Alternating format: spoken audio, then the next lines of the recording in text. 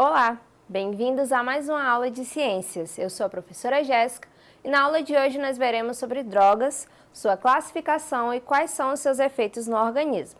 Vamos lá?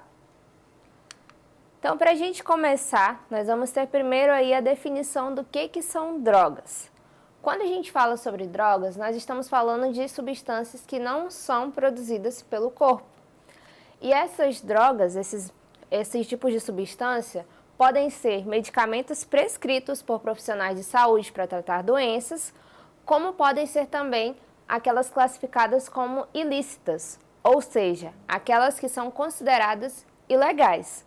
Então, quando a gente se refere a esses medicamentos prescritos por médicos, não necessariamente são ilegais, até porque você consegue ter o acesso facilmente a partir de qualquer farmácia, às vezes você precisa de receita, às vezes não.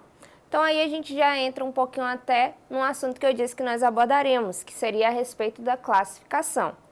Quando a gente fala dessas que podem ser adquiridas facilmente, sem maiores dificuldades e que não são proibidas por lei, nós estamos falando das drogas lícitas.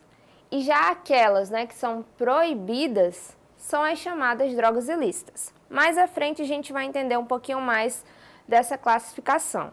Mas por hora, quero que vocês entendam isso, que drogas são substâncias que podem produzir alterações no organismo e que não são produzidas pelo corpo. Podem mudar aí algum comportamento ou até mesmo o funcionamento do organismo. E vale a gente destacar também que conforme as drogas vão sendo utilizadas, elas podem afetar aí o sistema nervoso. E no caso das drogas ilícitas, elas podem trazer muitos prejuízos, como prejuízos para o coração, para os rins e até para os pulmões. Continuando aí, voltando um pouquinho na classificação que eu trouxe para vocês, nem todas as drogas são ilegais. Nós temos aquelas que são consideradas legais, que são as que podem ser compradas por qualquer pessoa que tenha maioridade, ou seja, qualquer pessoa maior de 18 anos pode facilmente se dirigir até uma drogaria, até uma farmácia e adquirir medicamentos simples para dor de cabeça, dor no estômago, sem precisar nem de receita. Mas os antibióticos, eles vão precisar já de toda uma receita porque já tem um controle. Aqui nessa imagem vocês observam também outras drogas que são consideradas legais, além dos medicamentos. Nós temos aí as bebidas alcoólicas e o cigarro também, que ambos podem inclusive causar dependência. E nesse caso, vale a gente reforçar que também só podem ser comprados por pessoas que sejam maiores de 18 anos. Quando a gente fala sobre as drogas, é importante a gente trazer que sendo drogas legais ou ilegais, elas podem causar o que a gente chama de dependência química, ou seja, não importa se ela é lícita ou se ela é ilícita.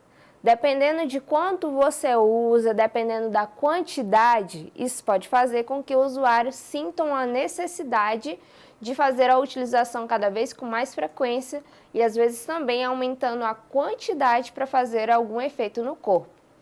Quando a gente fala sobre essa dependência química, se o uso for contínuo, a pessoa pode, em casos mais graves, desenvolver uma compulsão. E o que seria isso?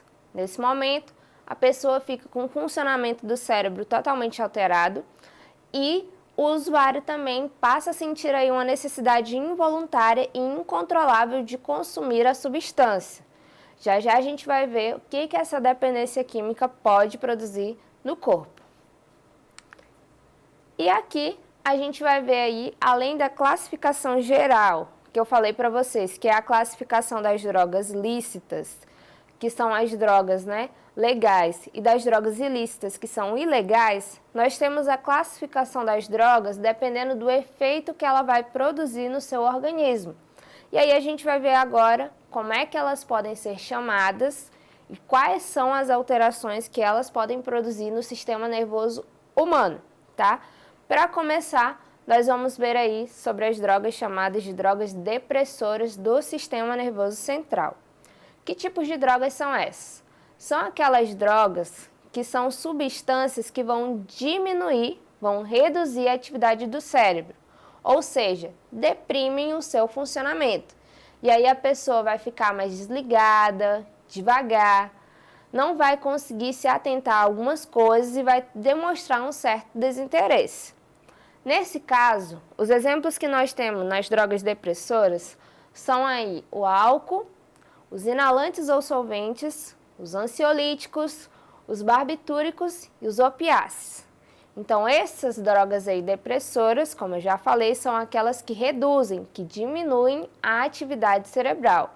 Como diminui, como consequência, o que acontece com a pessoa? Ela fica mais lenta, demora mais para processar algumas informações e não consegue focar em determinadas atividades, porque o funcionamento do sistema nervoso aí foi afetado. E afetado de uma forma totalmente negativa para que ele fique mais lento, mais devagar. Além dessas drogas depressoras, nós também temos as drogas chamadas de estimulantes, que, mais uma vez, afetam diretamente o sistema nervoso central. No caso das estimulantes, elas são o inverso das drogas depressoras.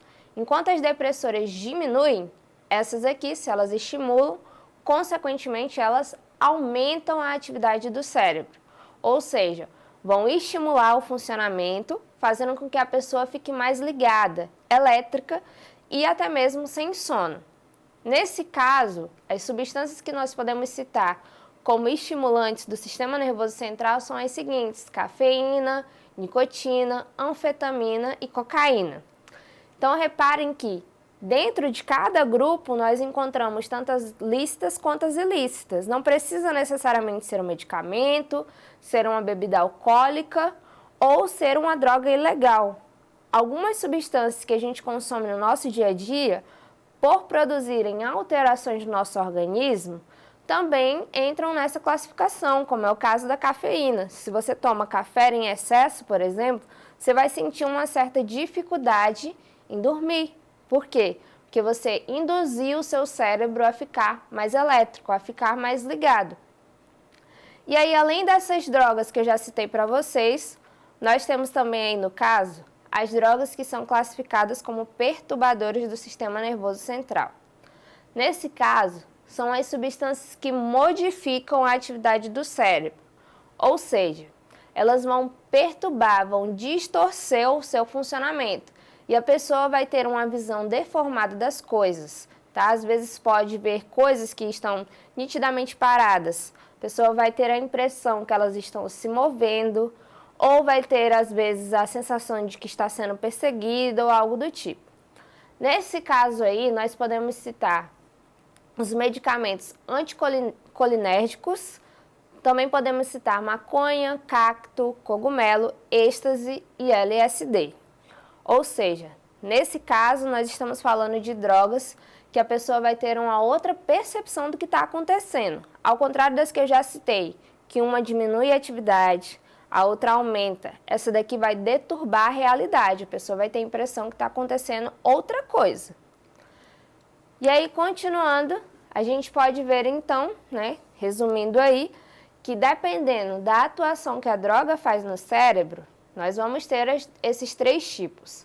As drogas que diminuem a atividade mental, que são as depressoras, as drogas que aumentam a atividade mental, que são as estimulantes, e as que alteram a percepção, que são as perturbadoras ou que podem ser chamadas também de alucinógenas, porque vão causar alucinações no usuário.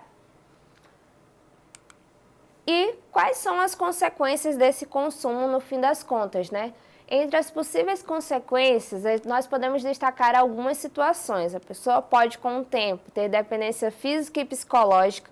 Dependendo da droga, uma única vez é o suficiente para a pessoa se tornar dependente, tá? E aí a pessoa sente um intenso mal-estar quando não tem acesso à droga que se viciou, o organismo vai pedir por essa droga. Temos também aí, como consequência, alterações físicas, a pessoa pode sofrer com taquicardia, aumento da pressão arterial, emagrecimento e até mesmo palidez, levando em casos mais sérios à morte. Danos psicológicos, algumas vezes esses danos são irreversíveis, tá? Nesse caso, nesses danos psicológicos, a pessoa vai manifestar comportamentos agressivos, perda de autoconfiança, isolamento e dificuldade para enfrentar problemas cotidianos, vai ter a falsa impressão de que só consegue resolver ou só consegue sair dos seus problemas se tiver acesso a um determinado tipo de droga. E outra coisa que nós podemos citar também como consequência são as perturbações e alucinações. Nesse caso, a pessoa vai ter uma falta da referência do tempo e de lugar, não vai perceber como que o tempo está passando. Ou pode ter a impressão que o tempo está passando mais rápido, ou que ele está passando muito lentamente, quando na verdade ele está ali acontecendo na medida normal. E quais são os efeitos aí também que essas drogas podem produzir no cérebro? À medida que vão sendo usadas, a pessoa vai ter alterações nos seus neurotransmissores, ou seja, os neurônios vão ser totalmente afetados pelo uso dessas substâncias. A pessoa vai ter alterações físicas e psíquicas, como eu já citei para vocês, que vão impossibilitar, às vezes, esse dependente de buscar ajuda sozinho. Então, precisa de um apoio. Mas, mais do que tudo, a pessoa também precisa querer sair desse vício. E, no fim das contas, o consumo de drogas ao longo do tempo pode produzir aí alterações no sistema nervoso, de forma de que para que sinta os mesmos efeitos, a pessoa com o passar do tempo vai precisar aumentar a dose, porque o corpo vai se acostumar com aquela determinada quantidade, tá? E aí, a partir desse ponto, que a pessoa começar a aumentar a quantidade e sentir cada vez mais a necessidade de utilização, ela vai acabar tendo o que a gente chama de dependência química. Vai precisar cada vez mais de doses elevadas para ter o efeito esperado, o efeito que ela deseja. E aqui a gente tem aí algumas consequências que ocorrem no corpo. Após 7 dias sem a droga, quando a pessoa tenta fazer a desintoxicação, o corpo ele vai ter alguns sinais. O cérebro ele vai começar a tentar se organizar, vai começar a produzir adrenalina, serotonina e outros neurotransmissores vão tentar ficar na quantidade ideal. A pessoa pode ter também um melhoramento nos quadros de insônia, irritação e depressão. Pode ter também hidratação e descanso, vão ficar mais aí acelerados, porque o corpo vai estar pedindo uma recuperação. E o apetite aos poucos também vai voltando ao normal. E no período de abstinência, o que pode acontecer? A área de prazer no cérebro ela vai deixar de ser estimulada e com isso a pessoa vai ficar com a descarga de adrenalina em todo o corpo para tentar compensar a falta de estímulo. Em alguns casos, ela vai ficar com excesso de adrenalina, pode apresentar um suor excessivo, pode ficar muito nervoso, muito agitado. E para compensar a falta de droga, o cérebro também vai começar a usar as reservas de serotonina no corpo para tentar amenizar ao máximo esses efeitos que estão acontecendo. Então, como eu citei para vocês lá no início, muitas drogas bastam uma única vez para você ter acesso e o corpo já viciar e passar por essa série de efeitos. E aí pode ser que alguma droga você tenha ouvido falar, mas essa daqui não causa dependência uma vez. Lembre-se de que cada organismo se comporta de uma forma diferente. E aí, de repente, o seu organismo ele pode acabar viciando mais rápido do que em outras pessoas em comparação ao seu comportamento. Então, essa foi a nossa aula de hoje. Vocês podem acessá-la mais vezes na plataforma Eduque. Até a próxima aula!